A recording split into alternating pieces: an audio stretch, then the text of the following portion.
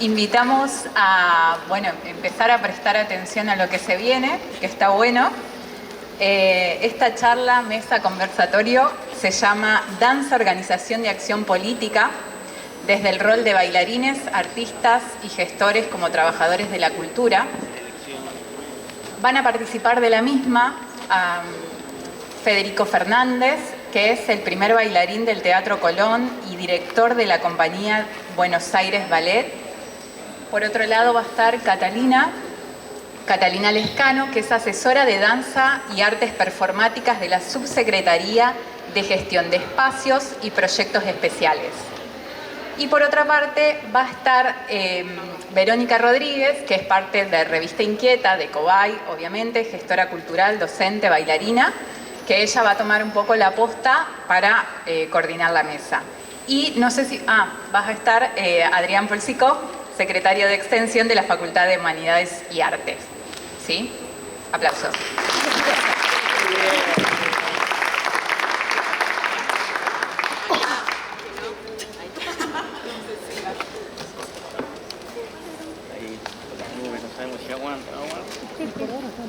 Sí, pero ahora está acostada. Como en la punta, si yo paso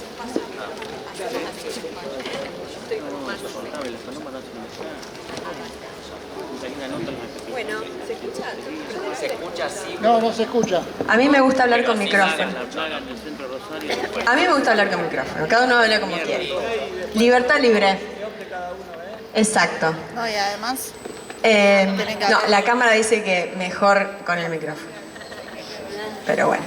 Bueno, bienvenides, bienvenidas, bienvenidos. Voy a comenzar con una breve introducción de, por qué estamos acá. Y después, por supuesto, le vamos a pasar el micrófono a los invitados para que se genere una charlita, una charla necesaria para la danza. Que cada vez que nos juntamos a hablar me parece que avanzamos algo. Voy a hablar del Proyecto Inquieta. El Proyecto Inquieta es un proyecto editorial de Cobay. Lo traemos y un poco nos hicimos cargo de esta iniciativa porque precisamente para quienes hacemos danza o nos interesa este campo, no es común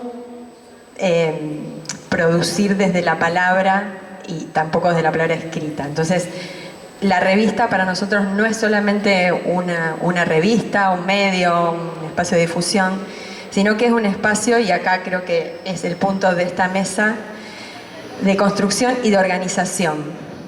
¿Por qué? Porque entendemos que hay una voz que hay que tomar, ¿sí? Y desde ese lugar es que este proyecto está en esta mesa, ¿no?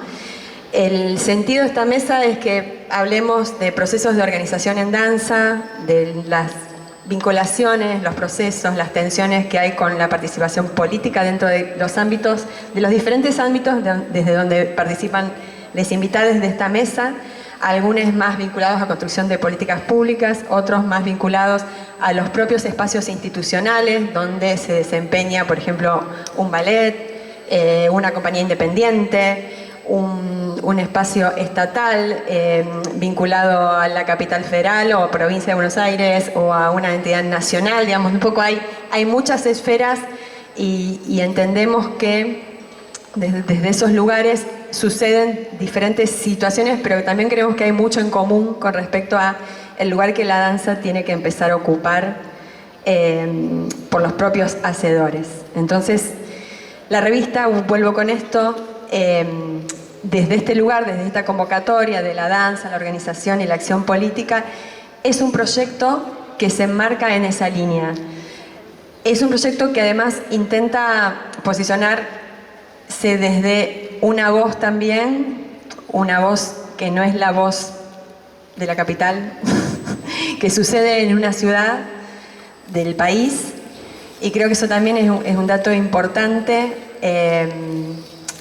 porque quizás hay una mirada todo el tiempo hacia el afuera y creemos que es muy importante empezar a mirar a los productores artísticos locales y precisamente escucharlos, ¿no? Escucharlos. La revista es una manera de escuchar también.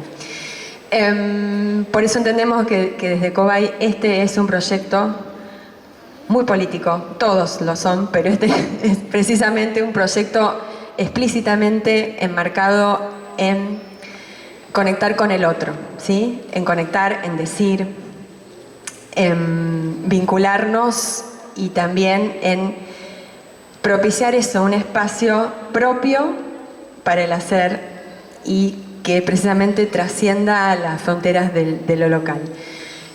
Bueno, es desde este lugar que estamos acá, es desde este lugar que pensamos este encuentro.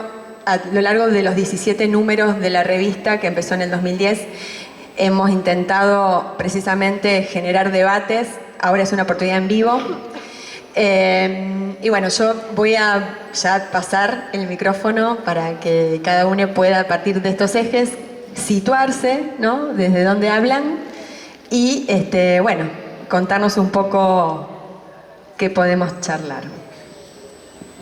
Hola, buenas tardes a todas y todos. Yo más que todo voy a hacer una introducción como anfitrión desde la facultad. Y bueno, quiero agradecer acá a las compañeras su presencia y a Federico Fernández, como ya dijo, primer bailarín del Teatro Colón, director y creador del ballet de Buenos Aires Ballet. Y más que todo agradecer también a Cobay, el Festival del Cruce. Y más que todo esta historia que como hablábamos antes, ¿no? Esta cuestión de una apuesta en estos tiempos, ¿no? Una apuesta por la belleza, una apuesta por la poética tanto de los cuerpos, pero también del espacio, y una idea de esa búsqueda de encontrarse y esa idea de transformación, ¿no? Yo hablo desde la extensión, hablo desde las facultades de ese lugar, de una mirada de esa búsqueda de co-construcción, como decía antes, diálogo de saberes, que implica el diálogo de los lenguajes artísticos, el diálogo de distintas disciplinas. Y bueno, y en esa búsqueda, hoy más que nunca, ¿no? Esa idea de encontrarse para poder generar esos, como decía Pablo Freire, eso inédito viable, ¿no?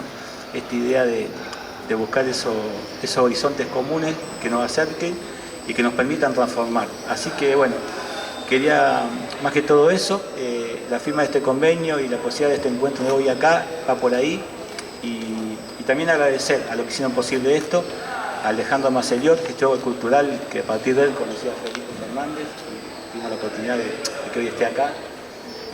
Para nosotros es muy importante que hoy estés, es un halago y la verdad una posibilidad fundamental para esto que hablaba antes.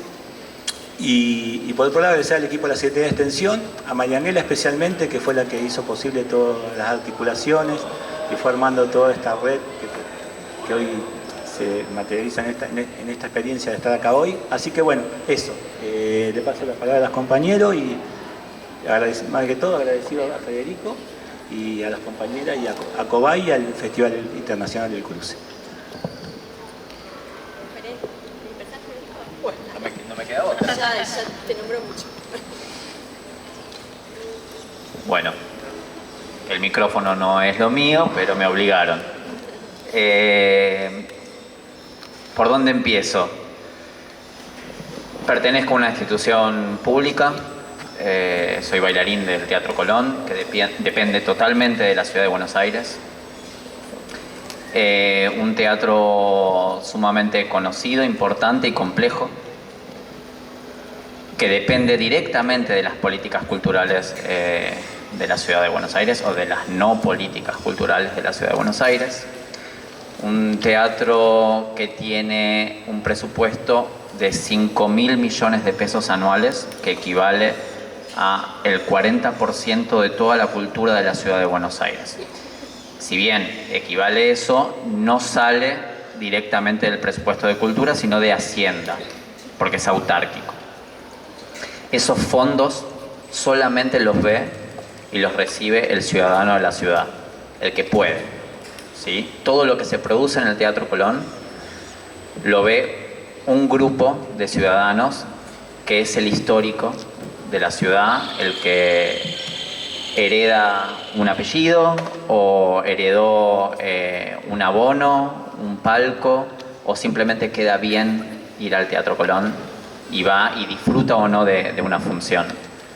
Lamentablemente esto sucede desde 1908, no ha cambiado mucho y quienes disfrutan y quienes ahorran unos mangos para ir al Teatro Colón van al paraíso con visión parcial, muchas veces no se escucha del todo bien ni se ve. Esas son las políticas que ofrece la Ciudad de Buenos Aires con respecto al Teatro Colón y esas son las que yo combato desde mi lugar de ciudadano, pero también de bailarín del Teatro Colón, que recibo un sueldo de la Ciudad de Buenos Aires y que lo que yo ofrezco solamente lo puede ver un sector de la sociedad.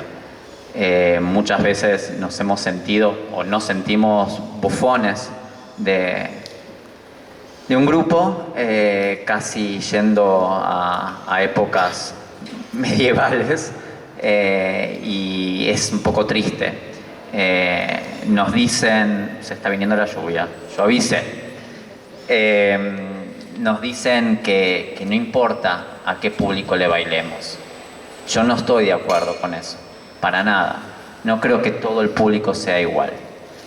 Y creo que soy parte responsable y decirlo, militarlo, construirlo, contagiarlo es mi deber. Insisto, como ciudadano, como empleado, porque soy un trabajador de la cultura estatal, que eso es otra cosa que muchas veces no se entiende, que más allá de que algunos hayan empezado como un hobby o como ocupar el momento, o los padres que los llevan al chico, a la chica a estudiar danza, después se termina construyendo una profesión y es nuestra forma de vida, y es importante generar conciencia de que la cultura es trabajo, de que la danza es trabajo, que se puede hacer desde un ámbito oficial y desde un ámbito independiente, aunque es mucho más difícil, que esa es otra área que podemos tocar en algún otro momento. Para mí lo más interesante de estar acá es poder compartir esto, pero también si alguien tiene alguna pregunta, si alguien quiere comentar algo referido a esto, o qué cree que es el Teatro Colón, porque también muchas veces se piensa que el Teatro Colón depende de la nación, y no es así, y hay ciertas confusiones con eso. Todo lo que sucede en el Teatro Colón es producción propia, se puede alquilar al exterior, se pueden hacer un montón de cosas desde el Teatro Colón y hacerlo realmente más federal. Creo que es una obligación de la ciudad que eso suceda. Ojalá se pueda construir. A veces se hace en soledad, es un ambiente un poco hostil para algunos pensamientos, como el mío, que es también muy amplio y lo comparten muchas personas, pero dentro del Colón quizás no tanto, pero bueno, creo que se puede y que la construcción es palabra a palabra, compañero a compañera, y caminarla, militarla. La cultura es trabajo, lo que depende de la Ciudad de Buenos Aires es para todos y todas, no para un grupo, y eso hay que construirlo y generarlo. Así que espero que muchos entiendan también que los trabajadores del Teatro Colón somos rehenes de ciertas políticas y no todos pensamos lo mismo, ni queremos construir una cultura para pocos, fundamentalmente. Y si alguien quiere preguntar algo, bienvenido sea. Hola, sí, por ahí a lo mejor, digo, para esto que él plantea, nos está mostrando una situación que por lo menos por aquí no tenemos una entidad semejante. Entonces, digamos, nada, es muy interesante también conocer esto que uno ve de como, ¿no? Un poco muy lejos, incluso simbólicamente, muy lejos de lo que nosotros transitamos. No sé si está Lore acá también, ¿no? Que seguramente alguna pregunta tendrá porque es una hacedora de la danza, del ballet desde hace mucho tiempo. Y nada, siempre el Colón es como un faro, ¿no? Ahí que uno tiene muy idealizado, ¿no? de lo que sucede ahí, y está, no sé, me parece muy interesante escuchar una voz como la tuya, pero también quería escuchar o quizás compartir desde el lugar de Cata en la construcción de otro tipo de construcción más proveniente de las organizaciones en danza que se dio a partir de la pandemia, y cómo también desde estos lugares, como plantea Federico, y digamos, ¿no?, cómo potenciarnos, ¿no?, porque si no es una situación de ser rehén únicamente es muy difícil. Entonces quizás también ver otras posibilidades que han ocurrido en los últimos tiempos. Gracias, Vero.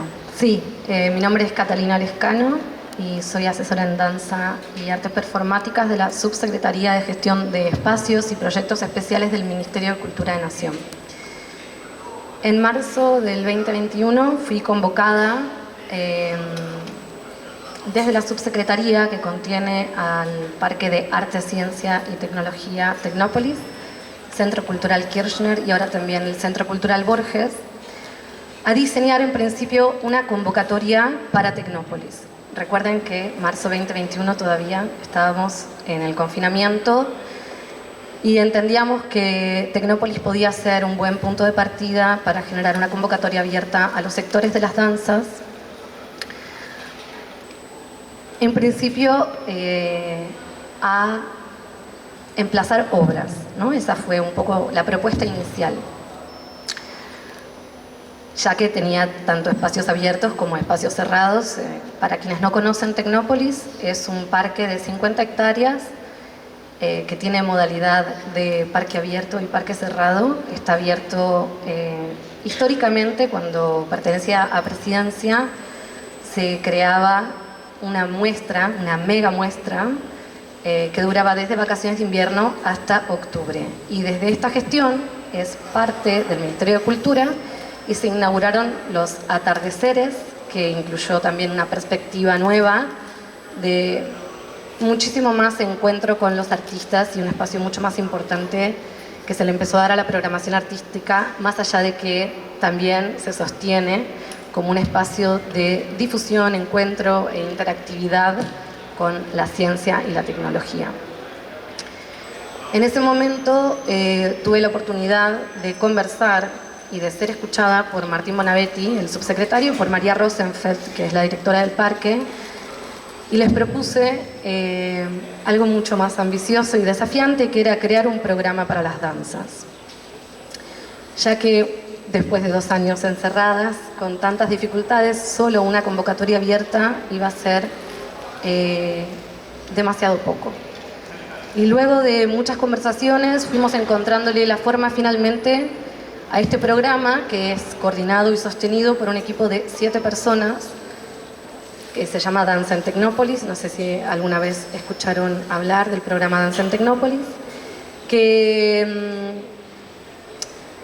tiene, por suerte, entre su coordinación, y no por suerte porque fue claramente una estrategia, a artistas que llamamos artistas etcétera. Son artistas curadores, artistas gestores, artistas que desde la perspectiva del artista han creado contextos de creación, de difusión y de promoción para las danzas, y de diversas danzas, que también es muy importante, ¿no? Porque muchas veces ha quedado capturada la idea de las danzas en las danzas contemporáneas o clásicas, y en el mejor de los casos se recupera lo folclórico y se eliminan de los imaginarios o se ciernen a tantas otras expresiones de las danzas. Entonces también podíamos garantizar cierta pluralidad con una perspectiva de muchas personas que venían de diferentes experiencias de las danzas, folclóricas, urbanas, performance, matriz afro, contemporánea, clásica. Y claro que por supuesto la primera acción dentro de este programa de acciones era una convocatoria abierta, pero no era solamente el fin, ¿no? Eso, era un medio. ¿Por qué la convocatoria abierta nos resultaba sumamente importante? Porque hablando de dispositivos políticos y de dispositivos democráticos, como puede ser el espacio de enunciación, como es una revista, también estos centros culturales nacionales tienen que habilitarse a que diversos discursos puedan ponerse en funcionamiento y manifestarse. Y en esa primera instancia, de esa primera convocatoria abierta, también porque, recuerden, estábamos en un periodo de confinamiento fase 1, fase 1000, que íbamos y veníamos muy mareades entre lo que íbamos a poder sostener o no. Decidimos profundizar en un proyecto específico que son las coproducciones situadas. Y esto podía aplicarse en esa instancia, en ese momento, solamente a actores de las danzas de cava y conurbano, con la idea de compensar, en vez de que sea un espacio de tránsito y exhibitivo solamente, a la creación de producciones de danza en acompañamiento en todo lo que hace a la creación de la danza, ¿no? Porque muchas veces, por nombrar artes escénicas, quedamos prisioneros de entender a que eso solamente sucede en el acontecimiento escénico. Y todo el trabajo que eso lleva, todo el trabajo de investigación, de ensayo, de prueba, de imaginaciones que luego tienen que situarse en las posibilidades reales, y en un momento en el que también las realidades estaban muy difusas y muy nebulosas, era importante estar en esta situación de encuentro y de cruce. Es por eso que en esa primera convocatoria se seleccionaron 12 proyectos, y que siempre me parece importante mencionar que el jurado hizo un trabajo arduo en hacer una lectura muy sensible y muy profunda de todos los proyectos que se presentaron, porque no tenemos una perspectiva meritocrática sobre los que merecen y los que no merecen, sino de garantizar cierto espacio de representatividad directa de los discursos de las diversas danzas. Por eso es que pudimos acompañar a 12 proyectos durante más de 6 meses, entre 7 y 6 meses, a emplazarse situadamente en un centro nacional con muchas posibilidades, con acompañamiento también en aspectos que muchas veces quedan fuera o que se ocultan, como son la gestión y la producción, que en el día de hoy están en general a cargo de las mujeres. Y eso también me parece que es muy importante, ¿no? Como mujeres y disidencias somos quienes sostenemos a las danzas en un 76% aproximadamente. No tenemos registros exactos, pero estos son números aproximados, pensemos que es un 70%, que también, hago un paréntesis, pienso que no es seguramente una casualidad que por eso seamos la única área que no cuenta con un Instituto Nacional de la Danza. Porque si lo tiene el cine, porque lo tiene la música, porque lo tiene el teatro, y la danza no lo tiene. Es porque no tenemos propuestas, es porque no tenemos organizaciones.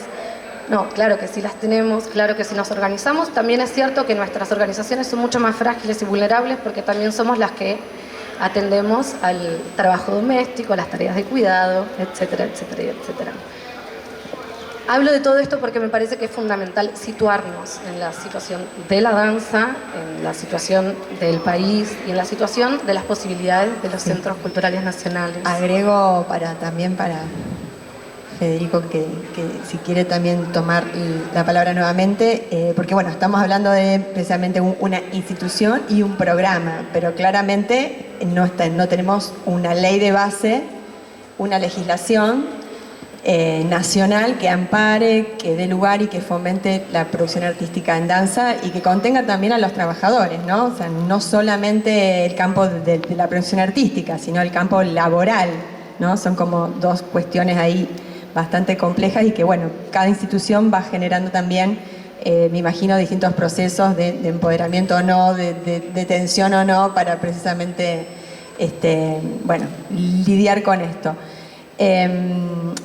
No sé, por ahí cuéntenos también ustedes. Me gustaría cerrar simplemente en el trayecto del año que lleva desde el lanzamiento, luego del diseño, que también es importante los tipos de diseño que llevan estas cosas, que tuvo que ser muy, muy, muy, muy rápido, porque es un programa dentro de una gestión que tenía que salir a resolver y a dar respuesta a un sector en esta situación del desconfinamiento. Así que bueno, esta primera convocatoria tuvo como consecuencia el primer festival Danza en Tecnópolis, que para mí es muy importante destacar, a un Estado-Nación coproduciendo a 12 proyectos que involucraron aproximadamente a 250 personas en total, que fueron parte de esos 12 proyectos, y que el Estado asume el riesgo también de la experimentación y de la investigación, porque era un festival de estrenos. Eso no existe probablemente en el mundo, y que esto sea política pública me parece que es fundamental. A partir de esa primera convocatoria, mientras se iban creando estas obras en el marco de Danza en Tecnópolis, se abrieron otras 2 convocatorias. Una de programación, ahí sí ya nos sentíamos listas para contener a obras que quisieran emplazarse en Tecnópolis, y una segunda convocatoria a coproducciones situadas para ser parte del festival del año que viene. Que eso también es fundamental para no tener políticas por espasmo, ¿no? Sino cómo se generan políticas públicas con continuidad que puedan trascender gestiones, ¿no? Que luego, si hubo un 1 y un 2, o sea, si hubo un primer festival y un segundo festival, va a tener que venir el tercero, definitivamente. Y va a haber una comunidad que pelee y demande esa como derecho, como garantía. Y una vez que pudimos consolidar este programa desde la subsecretaría, estamos cumpliendo sueños, como decían acá antes, que son muy importantes también, tejer esos sueños y tener las urgencias y las paciencias que necesitan nuestros deseos, porque en menos de un año estamos largando una 4ª convocatoria, hoy ya salió publicada por el boletín oficial, así que la puedo decir, y mañana estará abierta durante 45 días para 50 proyectos de danza de todo el país a emplazarse en Tecnópolis, en el Centro Cultural Kirchner y en el Centro Cultural Borges. Porque si accesos democráticos se habla, es fundamental que también se federalicen esos accesos a poder transitar estos espacios que, aunque estén en Cava y conurbano, son espacios nacionales. Así que, bueno, veremos cómo sigue. Ojalá que se presenten muchísimas personas y muchísimas propuestas, porque además en el ejercicio de presentarnos y decir acá estamos y somos nosotras y estas son nuestras imaginaciones, es que hay una herramienta que es el registro federal, cultural. Podemos también empezar a mapear quiénes somos, cómo trabajamos, qué proyectos tenemos, cómo nos organizamos, y eso también va a nutrir a las fundamentaciones que sean necesarias para que finalmente tengamos a nuestro Instituto Nacional de la Danza, que es una urgencia. Mañana esperemos que se trate en senadores las asignaciones específicas por 50 años más, que están corriendo muchos riesgos y que si no se...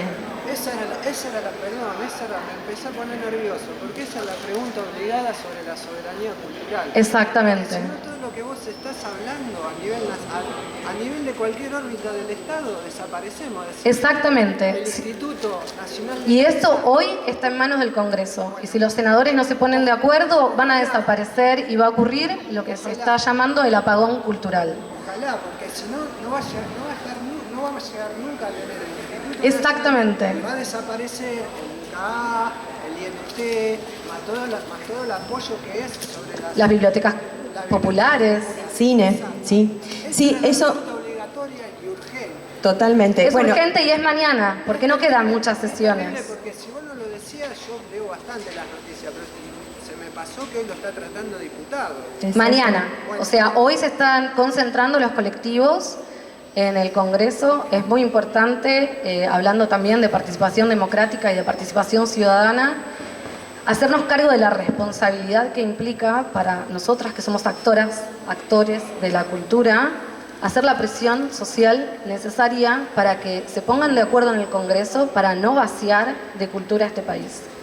Eso es fundamental. Quizás me parece que estaría bueno, no sé si todo el mundo está al tanto de cuál es el problema, pero me parece que estaría bueno por lo menos mencionarlo, digamos, para entender la gravedad y la urgencia. Como decía Pablo allá, digamos, en el 2017, ¿no? Fue que en el gobierno, en la gestión de Macri, se generó un paquete de leyes y que derogaban y sacaban y cambiaban otras. Dentro de eso sucedió algo que pasó inadvertido, que eran los fondos específicos que sostienen, digamos, en el presupuesto las entidades como Instituto Nacional de Teatro, Instituto Nacional del Cine, Instituto Nacional de la Música, Bibliotecas Populares y bueno, muchas otras entidades.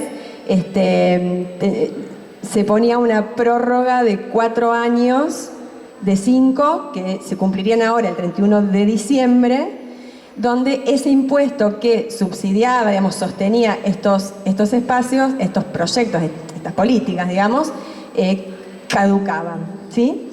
Entonces, lo que se está pidiendo es una prórroga por 50 años más de que ese impuesto creo que es de, no me acuerdo bien de qué, sobre qué materia es, pero digamos lo que se está luchando desde todo este año con las organizaciones vinculadas a teatro, a danza, música, cine, bueno, todo el mundo está, digamos, este año en un momento parecía que ya estaba el proyecto más o menos avanzado y que se había votado favorablemente, pero aún falta que se trate.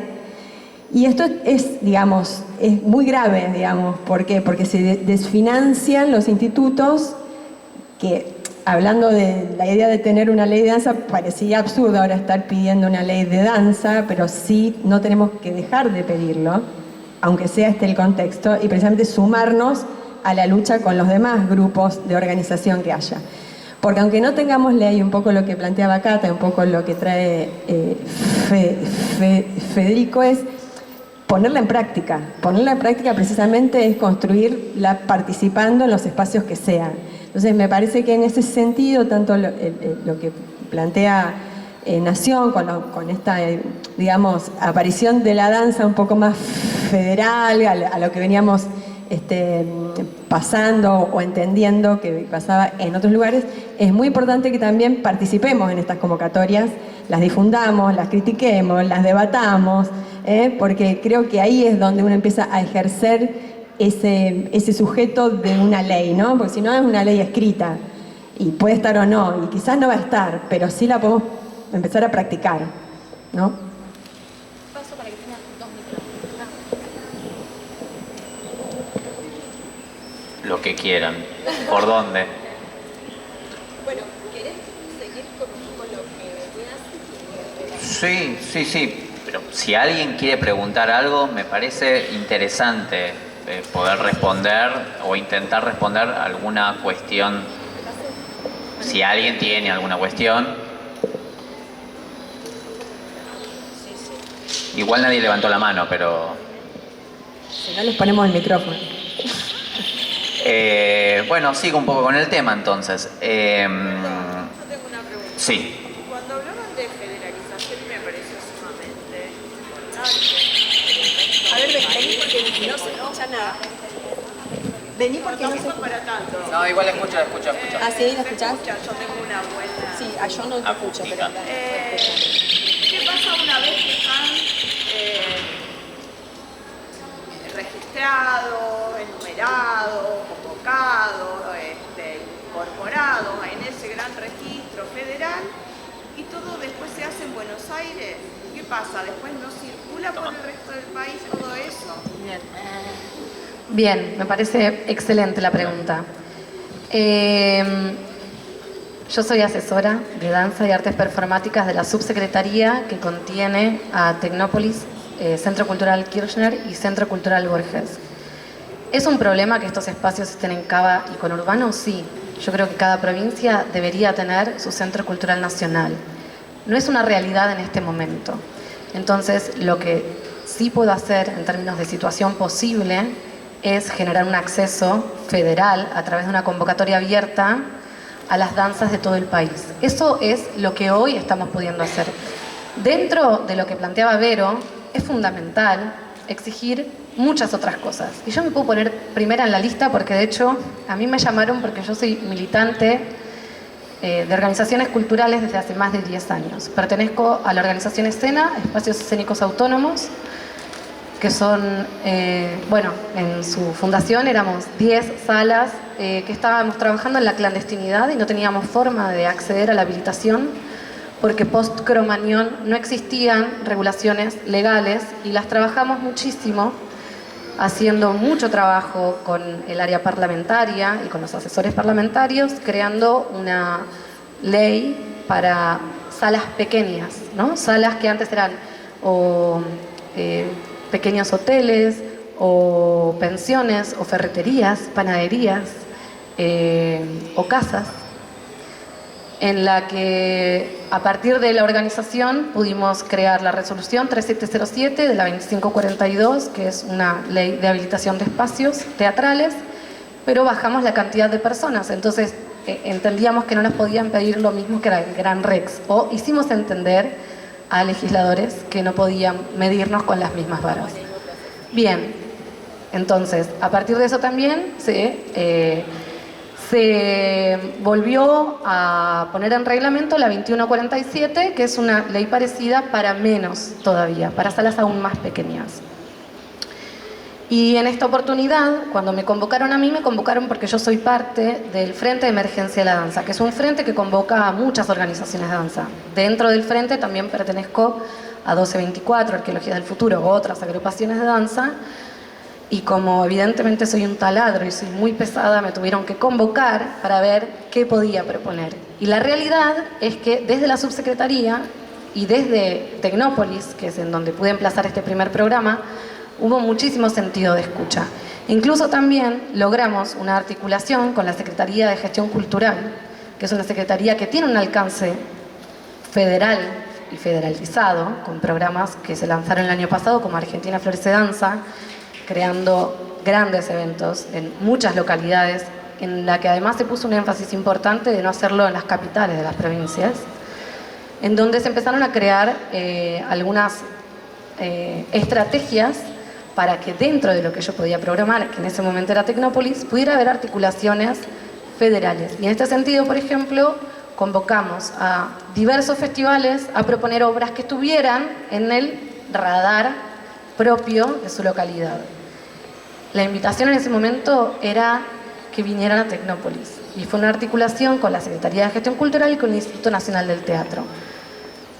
En este momento entiendo que la Secretaría está creando estrategias para no solamente situarse en Cava y conurbano, ¿no?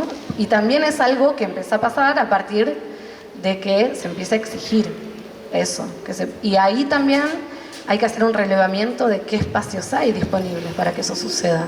Porque en qué espacios hay en otras localidades que no son ciudades, como por ejemplo Rosario, estoy hablando, ¿no? Sí, ¿no? Incluso Cava tiene legislación para poder poner habilitación y cierto tipo de regulación en torno a sí. los grupos autogestivos. Sí, igual hay un dato importante, ¿no?, de lo que decía Federico sobre cómo se distribuye el presupuesto dentro del Ministerio de Cultura, lo cual es, a mi parecer, sumamente extorsivo y violento en muchos aspectos, ya que el programa 11, que es el que contiene a todas las artes autogestivas, solamente tiene el 2,5% de un presupuesto de no sé en cuánto estar ahora, pero más allá del número. Tenemos un Ministerio de Cultura, pero que funciona para autofinanciarse. Y eso es un problema porque genera discursos oficiales que no problematiza muchas veces. Entonces, también no se garantiza.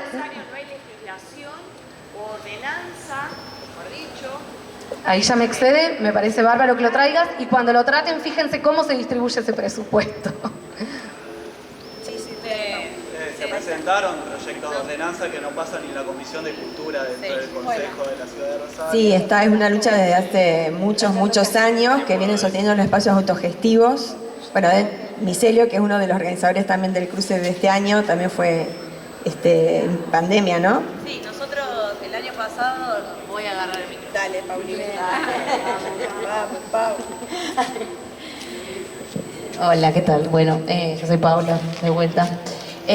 Nosotros el año pasado retomamos una lucha en verdad que ya se había llevado adelante en 2013 creo que era, después en 2018 otra vez más por un grupo que se llamaba ECUR. Acá, como dice la compañera, no hay, en Rosario no hay categoría para habilitarse como espacio cultural, y eso nos limita mucho al acceso a estas herramientas que existen, pero dado que no nos reconocen por nuestra identidad, no podemos acceder a eso. Entonces siempre terminamos como buscando ayuda en las instituciones que un poco entienden esta situación y bueno, y nos pueden ir brindando herramientas. Un poco nuestra lucha cuando luchamos en el tema de la ordenanza es esto de que de repente te podés habilitar como teatro, te podés habilitar como una academia de enseñanza, te podés habilitar como un montón de otras cosas que no sos.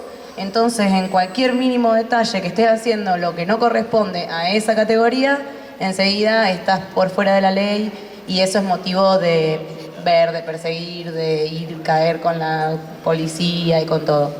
Es muy importante lo que está diciendo la compañera de cómo se lucha. Nosotros nos basamos mucho en la ordenanza que hay en La Plata, en la que hay en Buenos Aires, las estudiamos, en base a eso escribimos nuestro propio texto, lo presentamos en el Consejo, lo presentamos al Intendente, lo presentamos a la Secretaría de Cultura, lo presentamos también en provincia. Bueno, en provincia nos dijeron que ellos no podían hacer nada, pero bueno, como que de alguna manera nosotros entendemos que no reconocer nuestra identidad y no reconocer el trabajo que hacemos es lo que vulnera principalmente todos los derechos, digamos, que tenemos como personas que tenemos deseo de ejercer esta profesión, digamos, de productores y gestores culturales.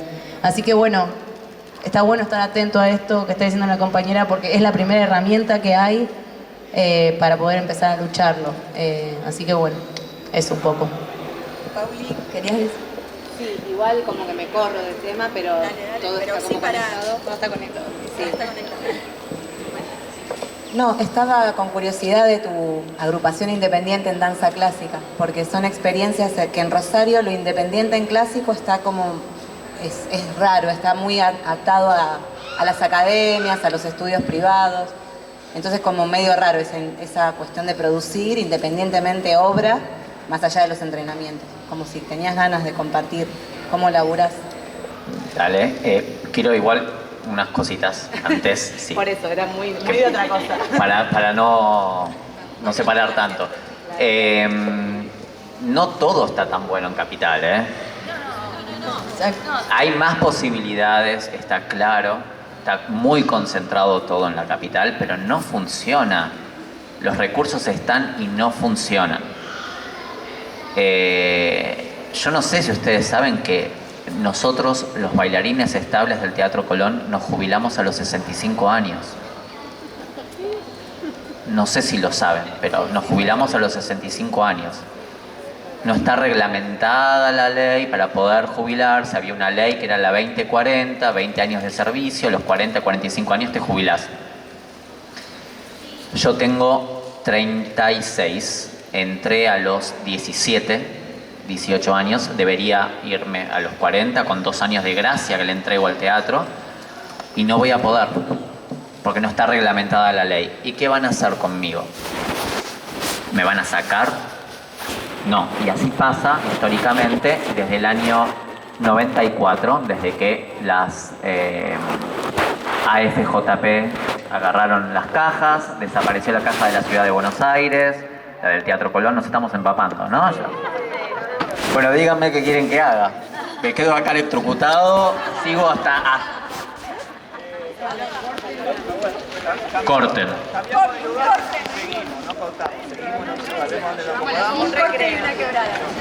Yo no me voy a quedar pegado con esto, lo voy a dejar. No hay que sacrificarse tanto. No tanto, no, por favor. Vamos a hacer un mínimo.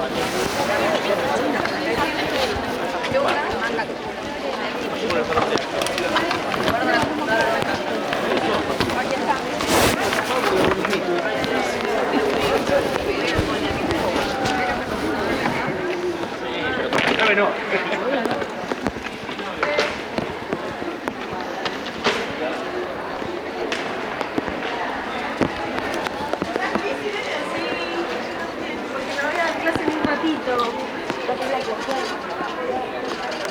Nosotros estamos con todo el mundo. Yo en tanto más Pasamos por toda la facultad.